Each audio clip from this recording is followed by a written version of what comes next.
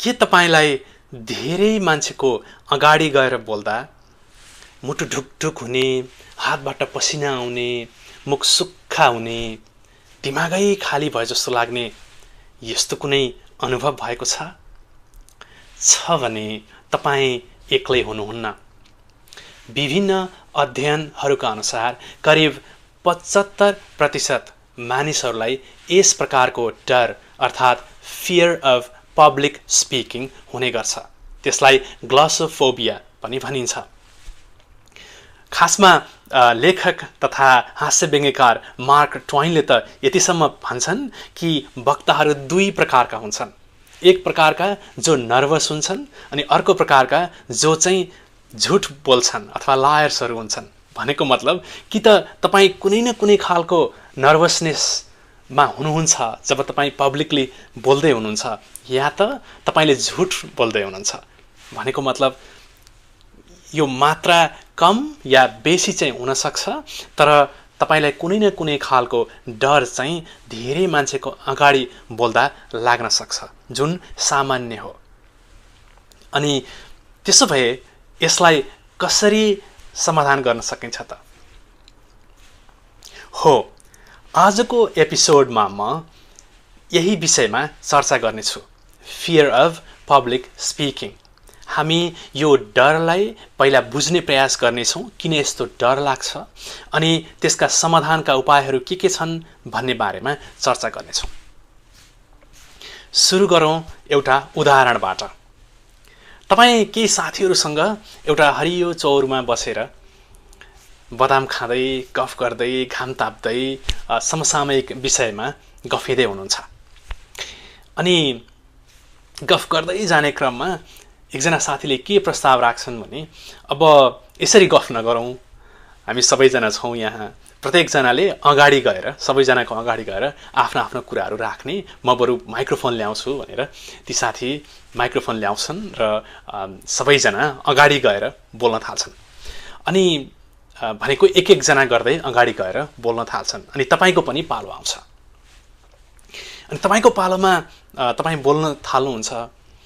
बोल्दा तपाईँ जुन कुराहरू एकछिन अगाडिसम्म ग्रुपमा बसेर रिल्याक्स ढङ्गले गफ गर्दै भन्दै हुनुहुन्थ्यो, त्यो कुरा भन्न नसके जस्तो लाग्छ।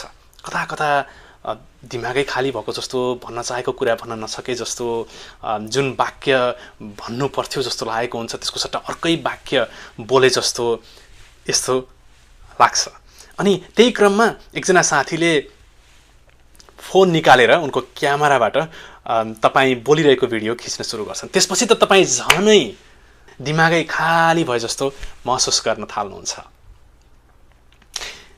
यस्तो किन हुन्छ होला? यसको एउटा प्रमुख कारण छ यो इफेक्ट अफ स्पटलाइट। भनेको मतलब एकछिन अगाडिसम्म तपाईँ स्पटलाइटमा हुनुहुन्न थियो। तपाईँलाई सबैले हेरिरहेका थिएनन् जसरी अहिले हेरिरहेका छन् सबैको अगाडि बोल्ने क्रममा। एकछिन अगाडिसम्म तपाईँ गफ गर्दै हुनुहुन्थ्यो, एक अर्कासँग कन्भर्सेसनको रूपमा आफ्ना कुराहरू राख्दै हुनुहुन्थ्यो। अब एकाएक तपाईँ अगाडि गएर बोल्न थाल्नुभयो, सबैको ध्यान तपाईँतिर छ। भनेको त्यो इफेक्ट अफ स्पटलाइट तपाईँमा सुरु हुन थाल्छ। तर तपाईँको दिमागले कसरी काम गर्छ भने त्यो अगाडि गएर बोल्दा पर्सिभ्ड डेन्जर भन्छ, त्यो खतरा हुन्छ कि मैले बोलेपछि कसैले खिसी गर्छन् कि त्यसपछि अर्को प्रतिक्रिया के आउँछ भन्ने कुराले तपाईँलाई एक खालको डर पैदा गरिदिन्छ। अनि यसले गर्दाखेरि तपाईँले जुन कुरा भन्न चाहिरहनु भएको छ त्यो भन्न सक्नुहुन्न। अब कतिपय कुरा भन्न सक्नुहोला, कतिपय कुरा भन्न सक्नुहुन्न। अनि त्यसो भए यो कुरालाई कसरी समाधान गर्न सकिन्छ त? यसका केही समाधानका उपायहरूबारे चर्चा गरौँ। यसको पहिलो उपाय चाहिँ तपाईले आफ्नो मानसिकतालाई परिवर्तन गर्नु पर्यो। पब्लिक स्पिकिङको बारेमा जुन मानसिकता छ हाम्रो, पब्लिक स्पिकिङमा जुन डर लाग्छ भन्ने पहिलेदेखि बनेको धारणा छ हाम्रो मस्तिष्कमा, त्यसलाई परिवर्तन गर्ने प्रयास गर्नु पर्यो। र तपाईले विचार गर्नुभयो भने कुनै पनि पब्लिक स्पिकिङमा तीनवटा कम्पोनेन्टहरू हुन्छन्। एउटा त स्पिकर जो तपाईँ हो, अनि दोस्रो चाहिँ तपाईँले डेलिभर गर्न खोजेको मेसेज, अनि तेस्रो चाहिँ तपाईँको अडियन्स। र अब तपाईँले यहाँ ध्यानपूर्वक हेर्नुभयो भने प्राय हामीलाई किन डर लाग्छ भने त्यो जुन स्पिकर हो, जो तपाईँ हो, त्यो चाहिँ तपाईँको ध्यान चाहिँ आफैतिर मात्र बढी गइरहेको हुन्छ र तपाईँ त्यो ध्यान आफैतिर जाँदा बढी सेल्फ कन्सियस हुन थाल्नुहुन्छ। म कस्तो देखिएको छु होला, कतै म डराएकोहरूले थाहा पाएका छन् कि, मेरो त अलिअलि खुट्टा पनि काँपेको छ, नदेखिहाल्छन् कि कसैले, अनि कहिलेकाहीँ त चिटचिट पसिना आउँछ निधारबाट, नहरूलाई थाहा हुन्छ कि, यो लागिरहन्छ। एउटा कुरा के विचार गर्नुपर्छ भने खासमा तपाईँ जति नर्भस हुनुहुन्छ भित्रैदेखि, त्यति नर्भस चाहिँ अरूको नजरमा देखिनुहुन्न। जति नर्भस देखिनु भएको छ त्योभन्दा तपाईँले त्यसलाई एम्प्लिफाई गरेर धेरै नै नर्भस भएँ कि भन्ने ठानेर सोच्नुहुन्छ।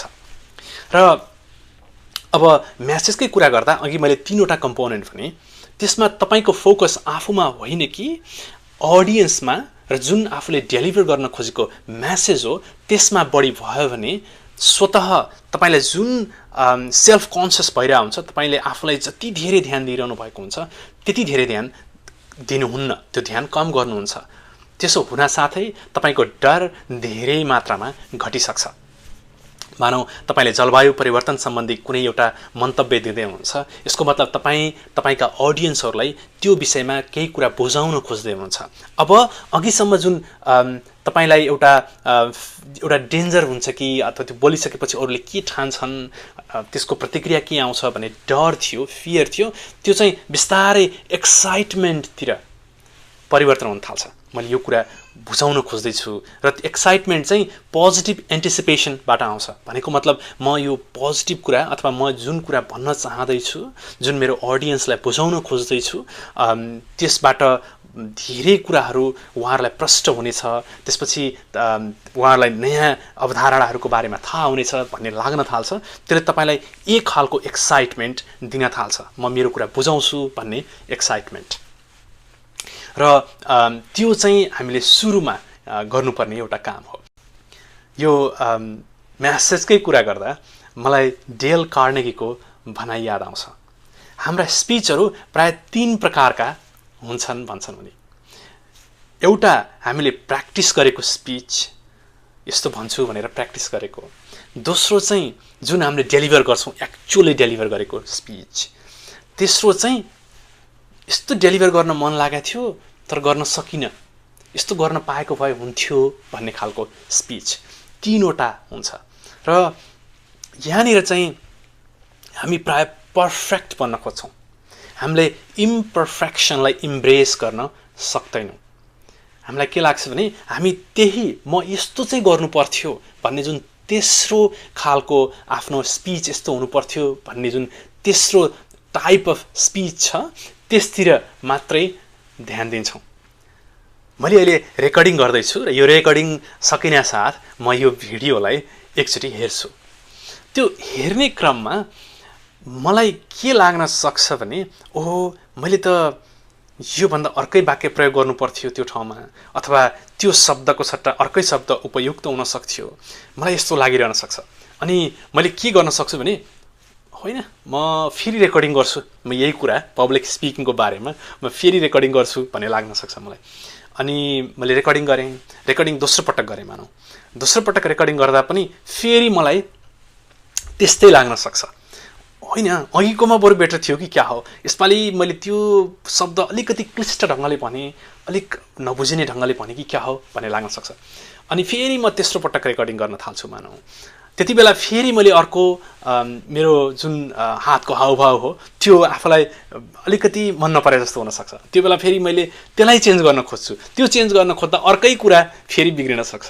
र त्यो एउटा जुन पर्फेक्सनिस्ट बन्ने यात्रा हो, त्यो क्रम हो, त्यो चाहिँ जतिसुकै गरिरहँदा पनि कहिले पनि रोकिँदैन। र यसको मतलब के हो भने हामी पर्फेक्सनिस्ट बन्ने होइन कि इम्पर्फेक्सनलाई इम्ब्रेस गर्ने, त्यसलाई पनि अपनाउने गर्न थाल्यो भने यसले हामीलाई अगाडि बढ्न एकदमै सहज बनाउँछ। र अनि यसको अर्को चाहिँ के हुन सक्छ भने फेरि होइन मैले चाहिँ यो यसरी रेकर्डिङ गरिरहेको छु, अब मैले के कुराहरू थाहा पाएँ बिचमा अकमकिएको जस्तो अथवा त्यो शब्दको सट्टा अर्कै शब्द, मैले यसलाई नेक्स्ट एपिसोडमा अर्को कुनै विषयमा प्रस्तुत गर्ने बेलामा इम्प्रुभ गर्छु भन्ने त्यो चाहिँ दोस्रो भयो। र म पहिलोमा अल्झिरहेँ, इम्पर्फेक्ट भयो, यसलाई म ट्राई गर्छु, धेरै पटक गरिरहन्छु भन्नेमा अल्झिरहेँ भने त्यसले मलाई कहीँ पनि पुर्याउँदैन। तर म दोस्रोमा इम्प्रुभ गर्छु भनेर इम्पर्फेक्सन भए पनि इम्ब्रेस गरेर अगाडि बढेँ भने त्यसले चाहिँ मलाई एउटा लाइफको कन्टिन्युअस लर्निङ जर्नी हो, त्यसमा सहज ढङ्गले अगाडि बढ्न मद्दत पुर्याउँछ। किनभने आखिर जिन्दगी भनेको त एक प्रकारको सधैँभरि अनवरत रूपमा सिक्ने प्रक्रिया न हो, सिकाइको प्रक्रिया न हो। सदैव हामी पर्फेक्ट भइसक्यौँ भने त त्यो सिकाइको प्रक्रिया रोकिहाल्छ। त्यही भएर पब्लिक स्पिकिङमा पनि मैले जुन कुरा बोलेँ, जे कुरा भन्न चाहेको थिएँ त्यो कुरा भनिसकेपछि त्यसको बारेमा रिग्रेट गरिरहने होइन कि नेक्स्ट टाइम के इम्प्रुभ गर्न सक्छु भन्नेतिर चाहिँ बढी ध्यान दिनुपर्छ। र यो चाहिँ पहिलो समाधानको उपाय, हाम्रो मानसिकतालाई परिवर्तन गर्ने, जुन हामीले पब्लिक स्पिकिङको बारेमा धारणाहरू बनाएका छौँ ती धारणाहरूलाई परिवर्तन गर्ने। अनि अब दोस्रो तरिका छ यो फियर अफ पब्लिक स्पिकिङलाई ओभरकम गर्ने, त्यो हो प्र्याक्टिस प्र्याक्टिस प्र्याक्टिस। हामी जति धेरै प्र्याक्टिस गर्छौँ त्यति नै धेरै हामीलाई त्यो विषयका प्रति कमान्ड, त्यो विषयका प्रति हामी पोख्त हुँदै जान्छौँ। र त्यसले हामीलाई अरूको अगाडि बोल्ने क्रममा अरूभन्दा त्यो विषयको विज्ञ बनाउन सक्छ। त्यो हुनासाथै तपाईँमा एक खालको कन्फिडेन्स बुस्ट भइहाल्छ र त्यसले तपाईँलाई अरूको अगाडि बोल्न सहज बनाउँछ।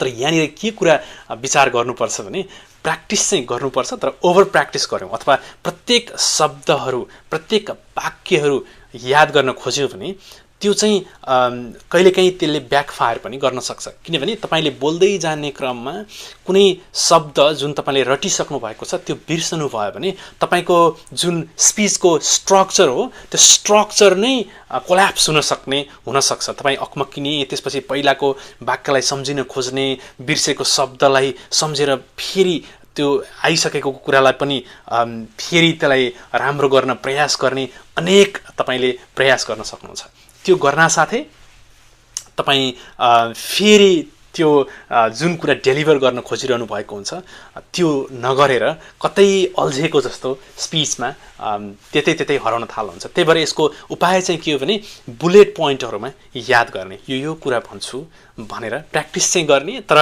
तपाईँले हरेकचोटि प्र्याक्टिस गर्दा स्लाइटली डिफ्रेन्ट भर्जन हुनसक्छ तपाईँले भन्न चाहेको कुरा, तर कोर मेसेज जुन तपाईँले बुलेट पोइन्ट्सहरू बनाउनु भएको छ त्यो चाहिँ उही नै रहने हुनसक्छ।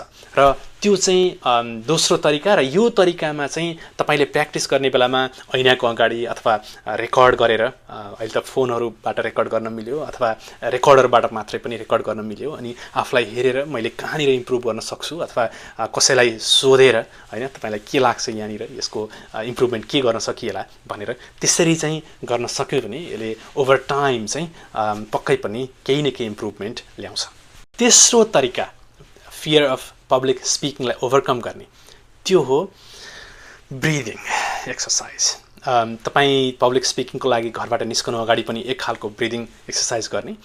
त्यहाँ पनि जानु अगाडि लामो श्वास लिने र फ्याँक्ने केही समय, त्यति लामो समय त्यो गर्ने अवसर नपाइएला, तर बिस्तारै लिने, फ्याँक्ने, इन्हेलिङ र एक्सहेलिङ त्यो प्र्याक्टिस गर्नुभयो भने त्यसले तपाईँलाई धेरै सहज बनाउँछ। किनभने पब्लिक स्पिकिङ अगाडि हाम्रो सिम्पथेटिक नर्भस सिस्टम एक्टिभेट हुन्छ। यसको मतलब के भने हामीलाई अलिकति डर लागेको हुन्छ, सिम्पथेटिक नर्भस सिस्टमले चाहिँ फाइट ओर फ्लाइट मोडमा काम गर्छ, त्यस्तो रेस्पोन्स गर्छ। भनेको मतलब कुनै डेन्जर आयो भने त्यो डेन्जरलाई कि त तपाईँले फाइट गर्न सक्नुहुन्छ भने फाइट गर्नुहुन्छ अथवा फ्लाइट गर्नुहुन्छ, भाग्न खोज्नुहुन्छ। ठ्याक्कै पब्लिक स्पिकिङमा पनि एक खालको डर लागेको हुनसक्छ, त्यसपछि के होला, अरूले के भन्लान्, मेरो बारेको प्रतिक्रिया कस्तो आउला, सबै त्यो एक खालको जुन पर्सिभ्ड फियर हुन्छ त्यसले चाहिँ सिम्पथेटिक नर्भस सिस्टमलाई एक्टिभेट गरेको हुन्छ र त्यो चाहिँ माइन्ड चाहिँ ठ्याक्कै फाइट ओर फ्लाइट रेस्पोन्स मोडमा पुग्छ। अनि जब तपाईँले ब्रिदिङ गर्नुहुन्छ त्यो बेला चाहिँ प्यारासिम्पेथेटिक नर्भस सिस्टम एक्टिभेट हुन्छ, जसले रेस्ट एन्ड डाइजेस्ट मोडमा काम गर्छ। यसको मतलब तपाईँलाई केही रूपमा सहज हुन थाल्छ। तपाईँले फाइट ओर फ्लाइट मोडमा होइन कि रेस्ट एन्ड डाइजेस्ट मोडमा केही न केही भए पनि, थोरै भए पनि आफूलाई पुर्याउन सक्नुहुन्छ र त्यसले सहज बनाउँछ तपाईँलाई।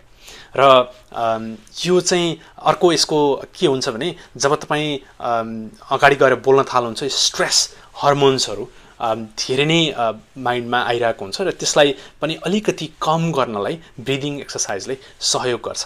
एक्सर्साइजकै रूपमा चाहिँ तपाईँ घरबाट निस्कने बेला गर्न सक्नुहुन्छ, तर पब्लिक स्पिकिङ अगाडि जानु अगाडि चाहिँ थोरै थोरै अलिकति लामो श्वास लिने र फ्याँक्ने गर्नुभयो भने थोरै भए पनि तपाईँको एङ्जाइटीलाई कम गर्न सहयोग पुर्याउँछ। र मैले 3वटा समराइज गर्नुपर्दा यी 3वटा तरिकाहरू आफ्नो मानसिकतालाई परिवर्तन गर्ने, अनि प्र्याक्टिस गर्ने जुन स्पिचको लागि हामी तयारी गर्दैछौँ, अनि तेस्रो चाहिँ ब्रिदिङ गर्ने, यी 3वटा तरिकाहरू अपनाउनु भयो भने तपाईँको फियर अफ पब्लिक स्पिकिङ चाहिँ केही न केही भए पनि कम हुन्छ। यतिन्जेलसम्म मलाई सुन्नुभएकोमा धेरै धेरै धन्यवाद। फेरि भेटौँला।